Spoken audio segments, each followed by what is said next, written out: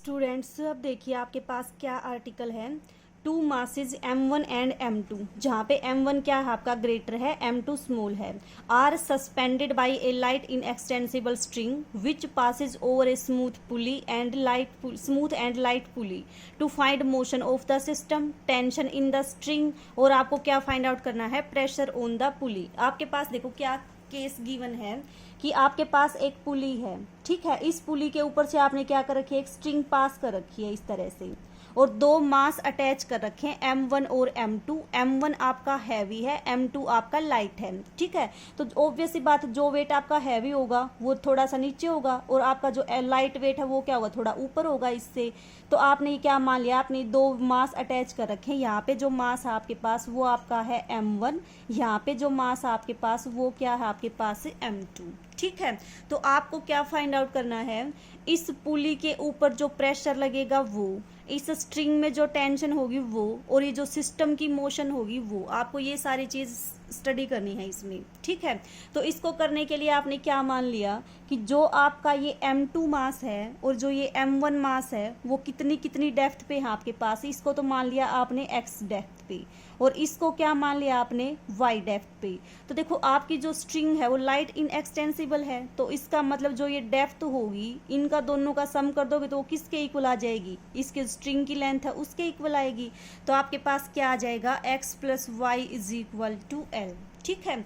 ये आपके पास x depth, ये आपके पास y डेप्थ, तो दोनों का जब सम करोगे आपके पास तो क्या आ जाएगी, स्ट्रिंग की लेंथ आ जाएगी, और स्ट्रिंग की लेंथ कितनी मान लिया आपने, l मान ली, ठीक है। अब क्या करो, इसका डिफरेंशिएशन कर दो, कितना आ जाएगा आपके पास, dx by d t plus dy by d t is equal to 0 आएगा। यहाँ से क्या इंप्लाई करेगा, dx by d t is equal to minus dy by d t, ठीक है। अगर इसका डबल डेरिवेटिव कर दोगे तो क्या आ जाएगा आपके पास, d2x by d t square is equal to minus d2y by d t square. अब देखो x और y क्या थे आपके पास, ये डेप्थ का मतलब डिस्टेंस, ठीक है। तो rate of change of displacement क्या होती है आपके पास, वेलोसिटी होती है, और rate of change of velocity क्या होती है आपके पास, एक्सेलरेशन। तो ये आपके पास कितनी है, वेलोसिटी। तो देखो यहाँ से आपके पास क्या कंक्लूजन आया कि जो ये वेलोसिटीज हैं और जो ये एक्सेलरेशन है वो मैग्नीट्यूड में तो सेम है बट क्या है, साइन में अपोजिट है। तो इसका मतलब क्या हुआ आपके पास कि आपका जो ये m1 और m2 मास है वो कैसे मूव करेगा, with same velocity but in opposite direction. कि m1 अगर नीचे जाएगा आपका ये मास तो m2 क्या जाएगा, उसी वेलोसिटी से ऊपर जाएगा आपके पास, ठीक है। जैसे m1 नीचे आएगा उसी वेलोसिटी से m2 क्या जाएगा, ऊपर। क्यों, क्योंकि मैग्नीट्यूड तो सेम है, डायरेक्शन अपोजिट का मतलब एक अगर डाउनवर्ड जाएगा तो दूसरा कैसे जाएगा आपका, अपवर्ड जाएगा। तो ये तो हुई वेलोसिटी। और सिमिलरली आपके पास एक्सेलरेशन, कि m1 और m2 क्या करेंगे, m1 अगर डाउनवर्ड मूव करेगा f एक्सेलरेशन से तो m2 क्या करेगा आपके पास, अपवर्ड डायरेक्शन में मूव करेगा विद सेम एक्सेलरेशन f से, ठीक है। अब देखो ये तो मोशन की बात हुई आपके पास, मोशन तो हमने बता दी कि जो वेलोसिटी और जो एक्सेलरेशन होगा m1 m2 का वो सेम अमाउंट का होगा बट अपोजिट डायरेक्शन का होगा, ठीक है। अब क्या बताएंगे हम, टेंशन बताएंगे स्ट्रिंग में। तो टेंशन को कंसीडर करने के लिए देखो आपने क्या किया, ये आपके पास m1 मास है, m1 अगर आपके पास मास है तो इसके ऊपर जो फोर्स लगेगा किसके कारण लगेगा, ग्रेविटी के कारण लगेगा। तो ये फोर्स कितना लगेगा आपके पास, m1g, ठीक है। ये m1g लगेगा तो इसके कोरस्पोंडिंग एक अपोजिट फोर्स लगेगा स्ट्रिंग, क्योंकि ग्रेविटी इसको नीचे खींचने की कोशिश करेगी, स्ट्रिंग क्या करेगी, आपको ऊपर जाने की कोशिश करेगी, क्योंकि यहाँ पे आपका मास बंधा हुआ है ये। तो ये क्या करेगा, इसके अंदर इसमें स्ट्रिंग में क्या करेगा, आपके पास टेंशन प्रोड्यूस होगी। तो कितनी टेंशन प्रोड्यूस हो जाएगी आपके पास, टी टेंशन, ठीक है। तो अब देखो एक इसके कंपेयर जो आपका फोर्स लग रहा है वो कितना है, m1g, स्ट्रिंग के कारण जो फोर्स लग रहा है वो कितना है, t, अपवर्ड डायरेक्शन में। लेकिन आपका जो पार्टिकल है, जो मास है वो डाउनवर्ड डायरेक्शन में आ रहा है, तो आपके पास जो इक्वेशन ऑफ मोशन होगी वो क्या हो जाएगी, m1g minus T, m1g minus T, this is equal to किसके इक्वल हो जाएगी, मास इंटू एक्सेलरेशन। एक्सेलरेशन कितना है आपके पास, एफ, तो ये आपके पास हो जाएगी m1f।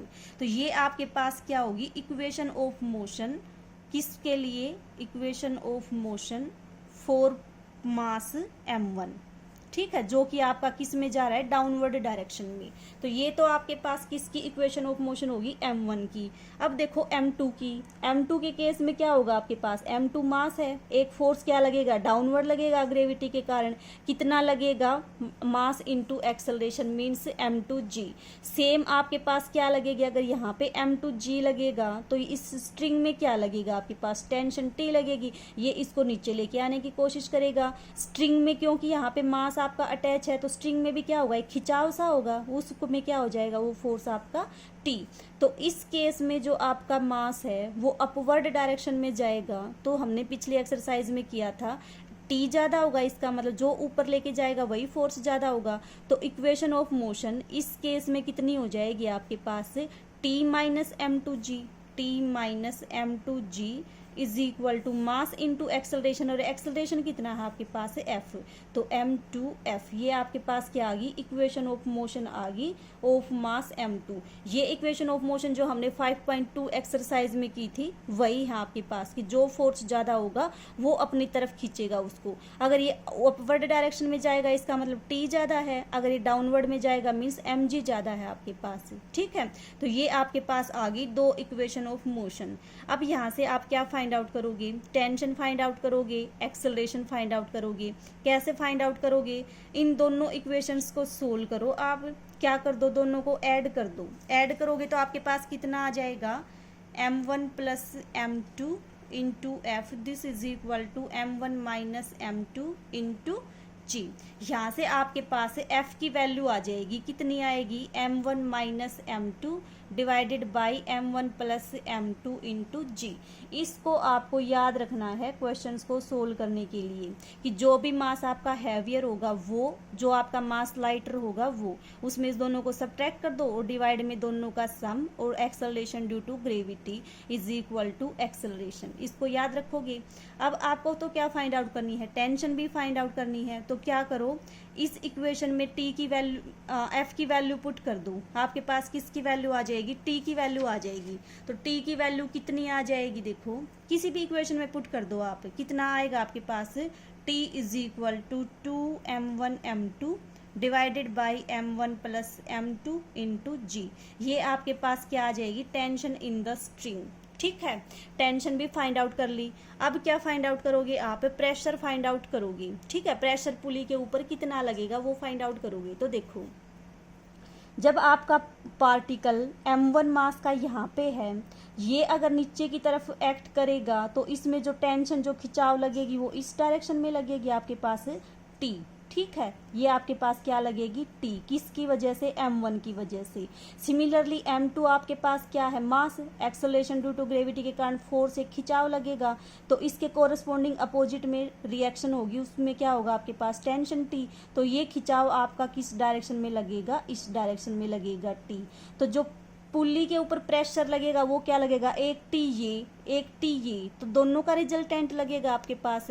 तो प्रेशर ऑन द पुली कितना लगेगा आपके पास, T प्लस T 2T लगेगा, ठीक है। तो ये कितना आ जाएगा आपके पास,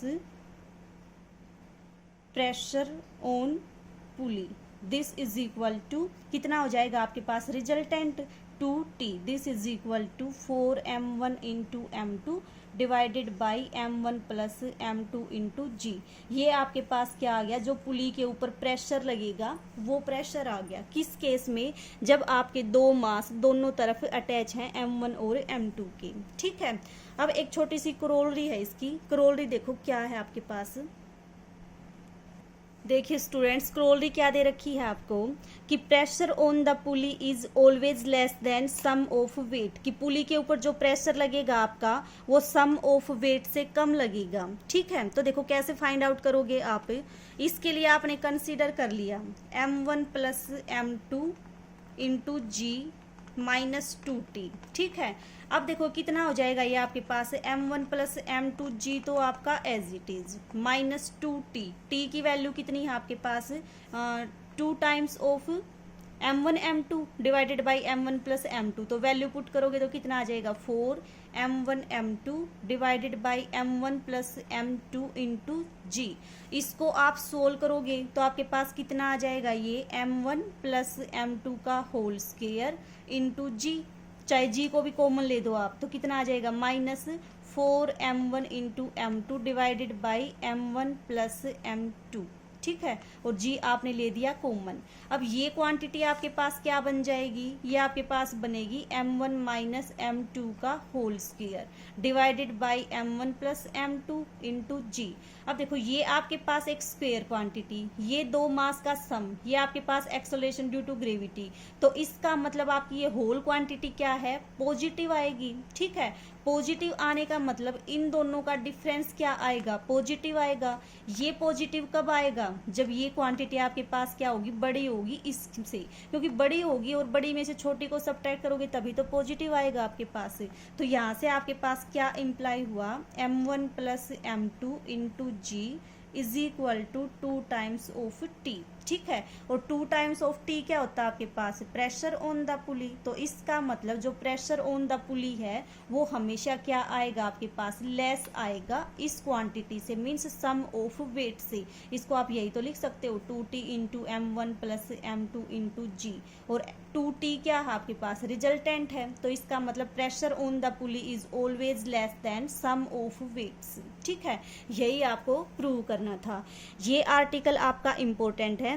इसके जो भी क्वेश्चंस होंगे इस टाइप के कि पुली के ऊपर से आपने स्ट्रिंग को पास करके दो मास को अटैच कर रखा है, उसमें ये काफ़ी हेल्प करेगा आपकी, ठीक है। तो इस आर्टिकल को अच्छे से करो, ठीक है।